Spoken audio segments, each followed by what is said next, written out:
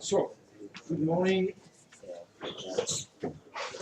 Second day on directional coupler, coupled mode theory and directional coupler. And the first real building block, the first real device for our circuit. Any questions concerning the yesterday full immersion in coupled mode theory? Everything clear after the discussion you had done.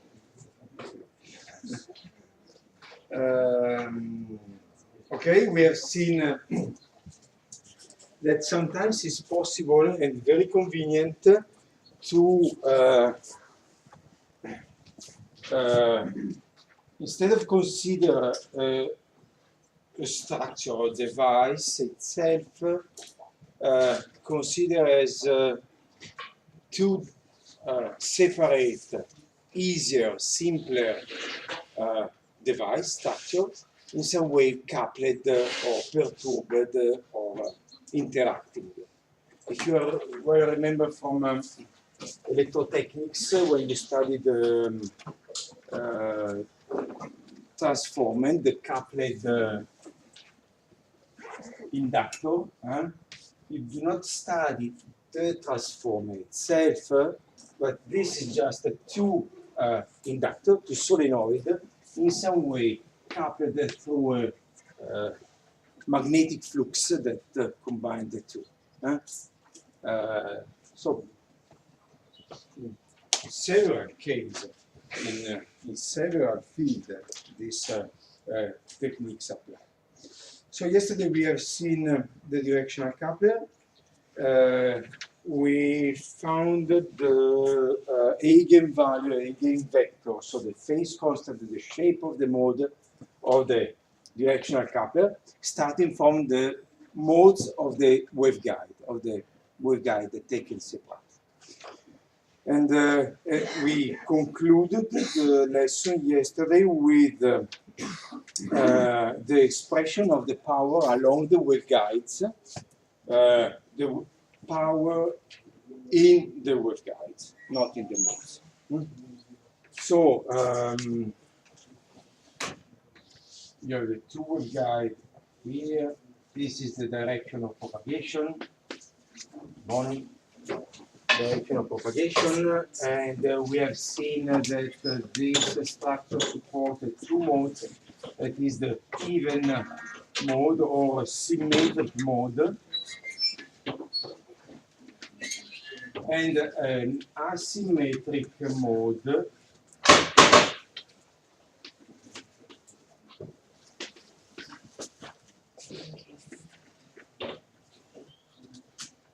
If you combine these two, you get something like this, that seems the fundamental mode of the upper waveguide, or something like this, that is the fundamental mode of the lower waveguide. So sometimes it's better to think as this condition, and the two modes are coupled. Sometimes it's better to think as the real modes of the waveguide. We did some calculation, and at the end, we wrote, I wrote again, you don't need it, that the power, so we call A the amplitude of the field in this waveguide, and B the amplitude of the wave in this waveguide. So basically, A is this one, and B is this one. And we found this expression in case you start with A of 0 equal to 1, B of 0 equal to 0. And we found this expression, I wrote again.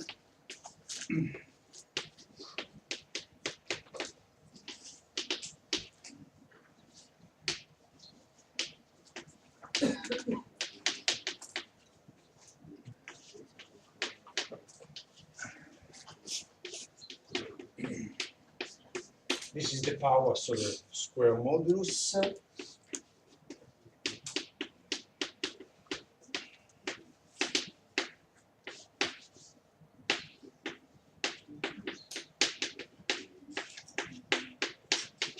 I think it's correct. Let me see. Check. Yes, correct.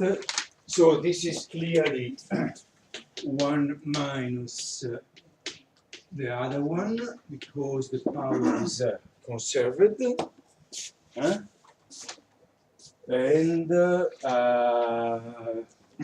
this is the most general case.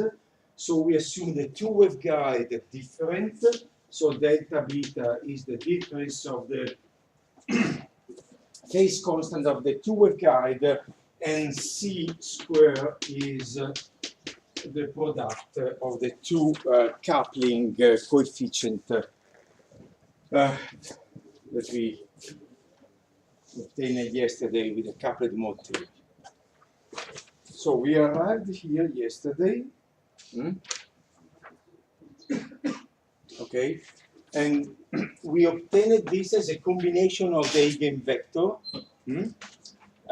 starting with this condition. So in zeta equal to 0, so in the origin we have A0 equal to 1. In effect, the sin square goes to 0, we have 1, and the other one is 0. So this is 0, and beta is B is 0. Okay? So everything is consistent. So basically we enter from here, no from this waveguide, but after a while we have power both on this waveguide and in this waveguide. So if you think to this picture, you enter only with this mode, you don't enter with this one is 0, but propagating you have some coupling of power with a sin square law from one mode to the other one.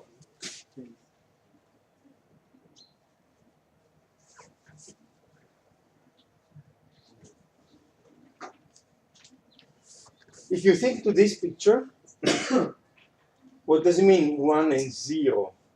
It means that you have the symmetric mode with amplitude 1/2 and the I wrote in the opposite sign this morning, don't know why.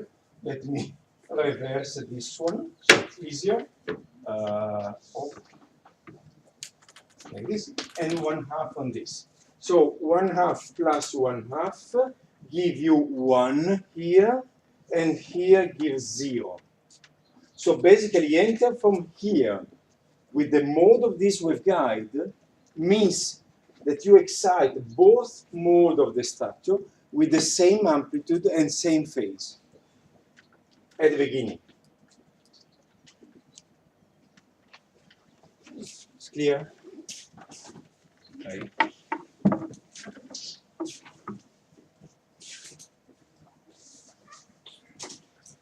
I draw it again here. So if you enter from here with this mode, you can think of this shape of the field like the combination of these two modes, right? It's exactly the same. Correct? Now these two modes propagate with their speed, beta S, beta A, along the waveguide. They do not exchange power, and it's clear that while they propagate, the phase accumulated is different because it's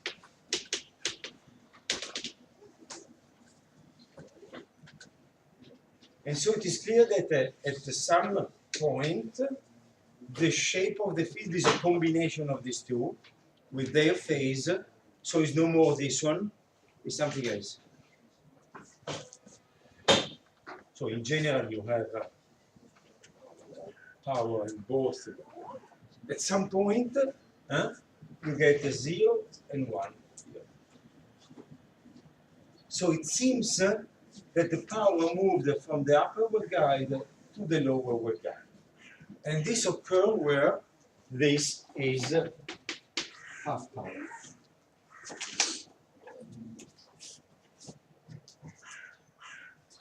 So when you have this term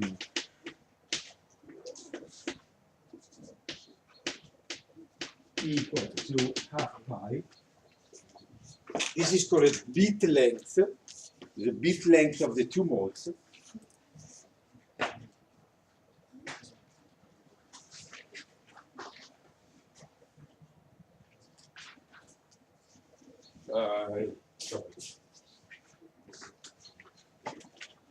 The bit length of the two modes and the two symmetrical and asymmetrical modes are in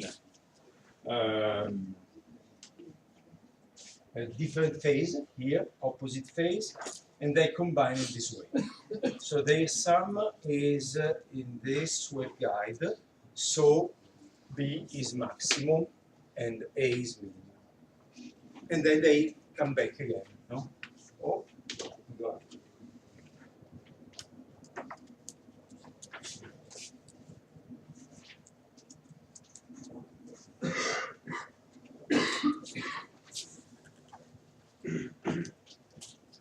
Any doubt on this picture? It's clear? This is the conclusion of or the discussion of yesterday, basically. So if you have some question on this, I don't know, let me know because we. Yes. Just to be sure, so we are saying that in the whole structure we have at least two modes propagating that due to their different speed they interact and make the shapes. This is correct. If you say that instead the two modes of the two waveguide are coupled and there is a coupling of power from one to the other one, is not correct formally, but we know what there is behind, so it's correct.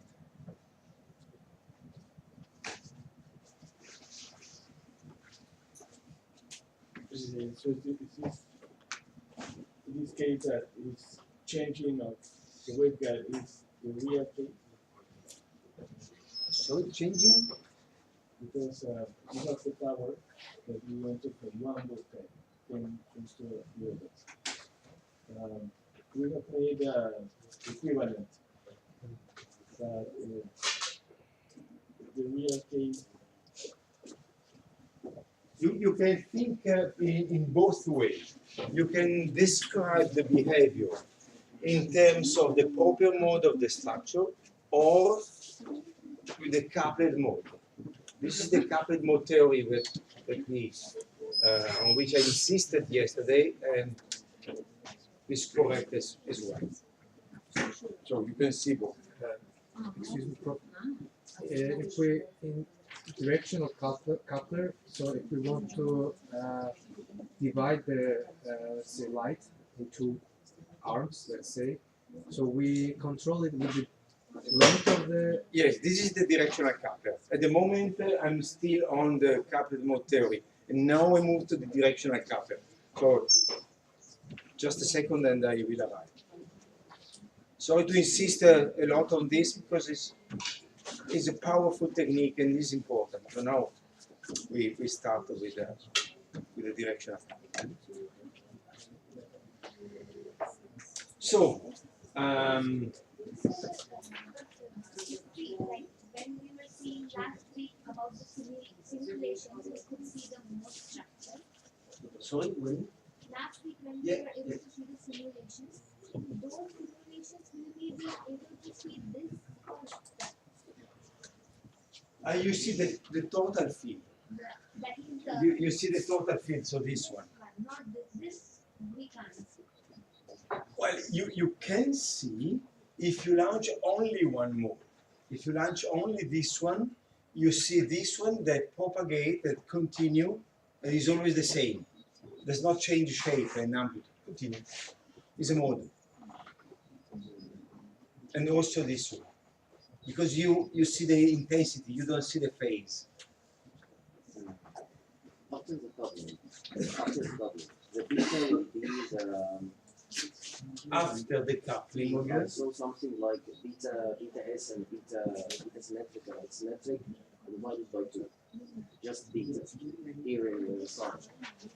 It's just beta, not beta odd or beta even. In the phase this is beta of the symmetric mode, beta of the antisymmetric mode, after and this mode has a beta 1, and this other mode is beta 2. The difference is delta beta. The sum does never appear, just in the formula of the beta S and beta. The average beta. average beta. Yeah. The average beta. So we get this result from the eigenvector, with this assumption: 1 as A0, 0 as B0. So basically, this refers to this situation. So we enter only from the top. Okay? Now, assuming you have to solve another problem. For example, you enter from the bottom and not from the top. And then you have to solve another problem.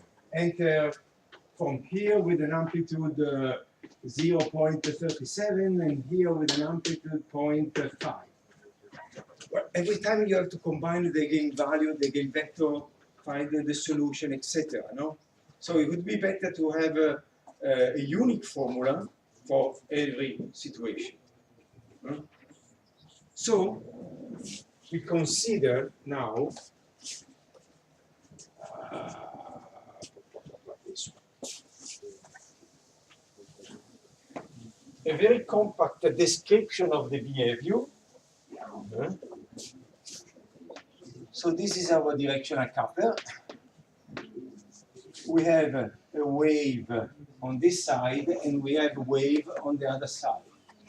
And we want something that describe the link between the complex, because of complex amplitude field, the complex amplitude at the output is a function of the complex output in the input. Complex amplitude at the input. And this is a matrix, transmission matrix of the directional coupler. It's a 4x4 matrix with 4 elements. And we can write that use the same, so I use the same.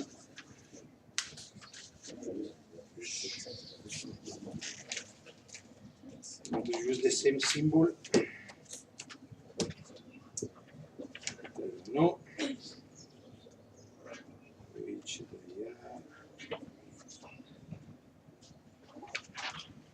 I don't know. A0, B0, and this is A at the distance zeta, and this is B zeta, and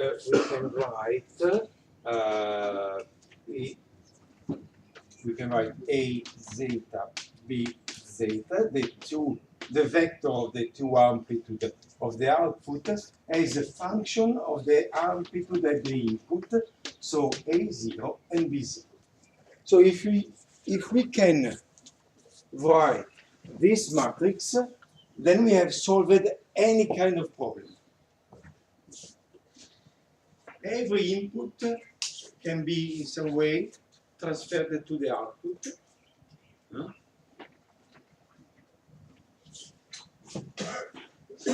And this is the general solution. The matrix TC is called what? Transmission matrix of the directional coupler.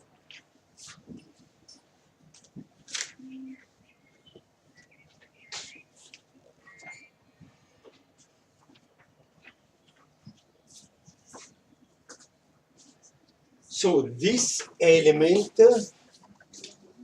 TC11 is the amplitude of the output, A zeta, is the contribution to the output, the upper output, of the input, the upper input.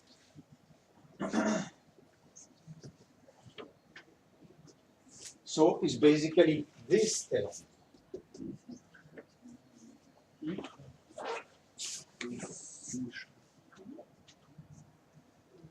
This is the amplitude of the output, this output, the lower output, and you can write as a function of the input. So, in the previous example, this term, TC21,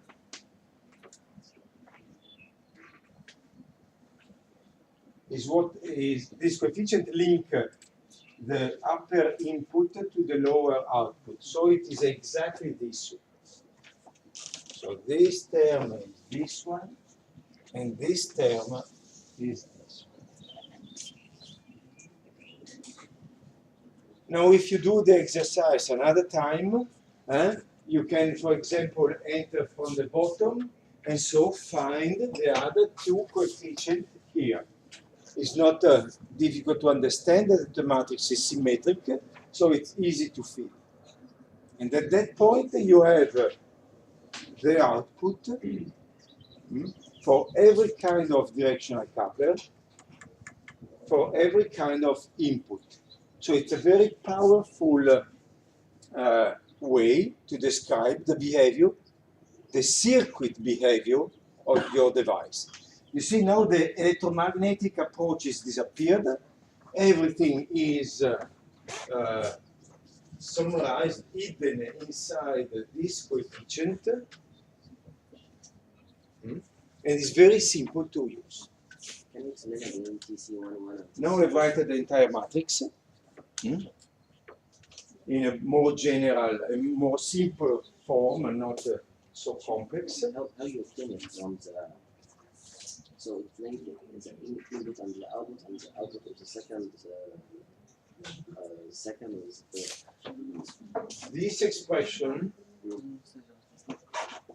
is the output B, okay, when you enter from the top with a unit amplitude field. So this is exactly this coefficient. While the upper one, this expression is exactly this coefficient. So now we can write the matrix and I can fill the entire matrix.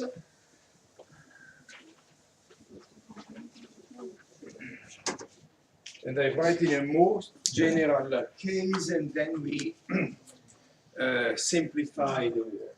So the transmission matrix of the coupler is this one.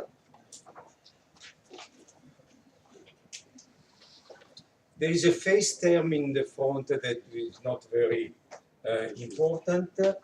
And then let's write in this way.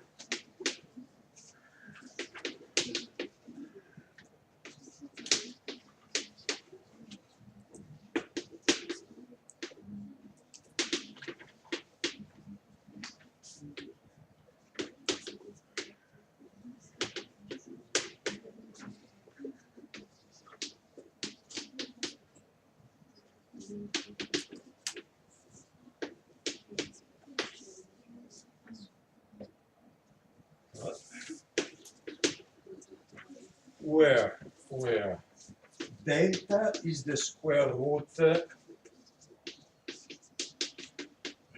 as we already found, and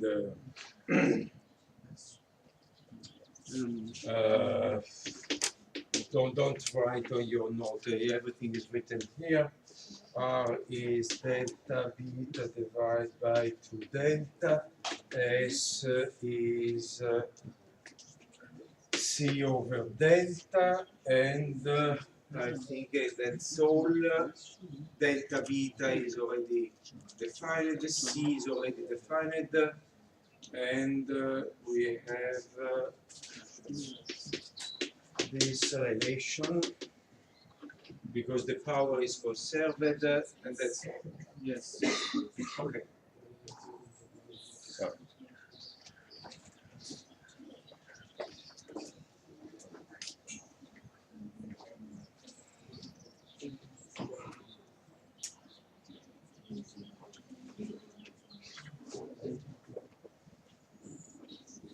So this has been obtained from this term.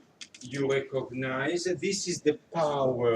So we have the square, but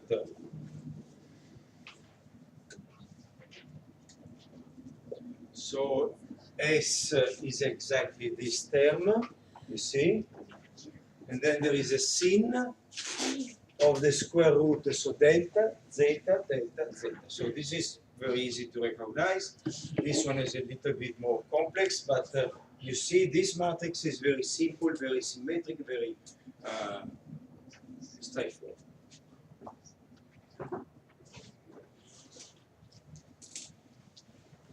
And this permits to calculate the output of a coupler, whatever it is the input. So with this, we basically solved any problem.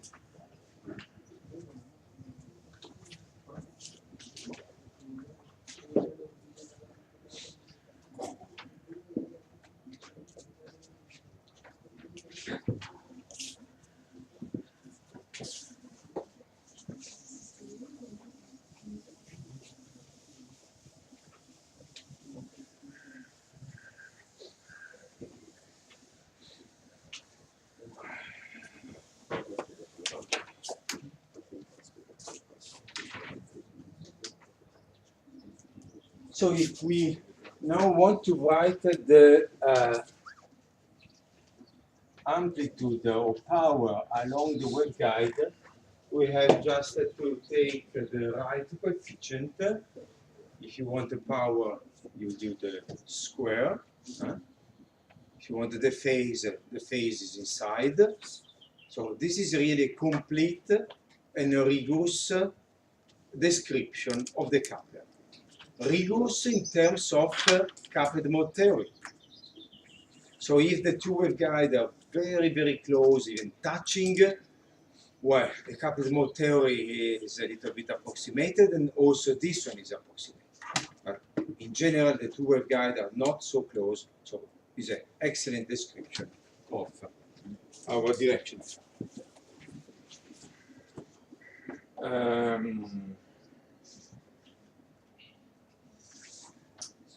We see that there is a periodic transfer, and the periodicity is delta.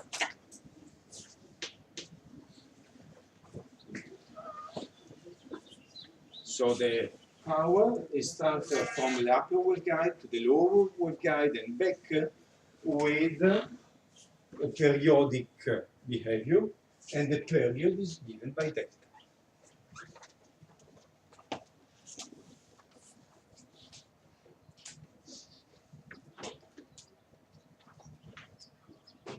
So when we have delta zeta equal to half pi, all the power went down because it's a sin, so you move from 0 to 1. And this length is called the coupling length. So we can write here LC.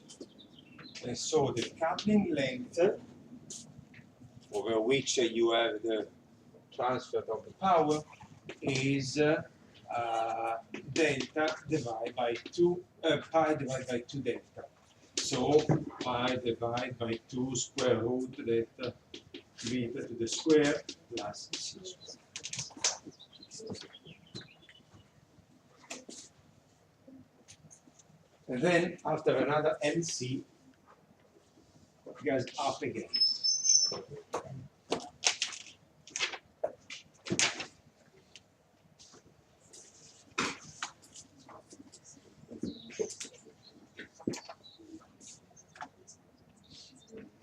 The whole period is 2C. The whole period is 2LC. The whole The one. entire period is 2LC, yes.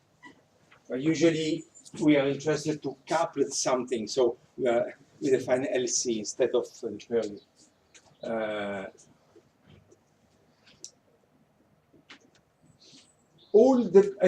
I wrote this, I put an arrow from the upper waveguide to the lower waveguide. As all the power goes down, only a part.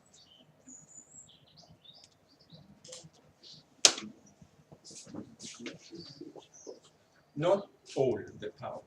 So if you remember the expression before it, I can write now, the power is the square of this. So S to the square sin square, where is S is this one. So this expression, this is the power in the lower waveguide. So the maximum of power that we can transfer is this one.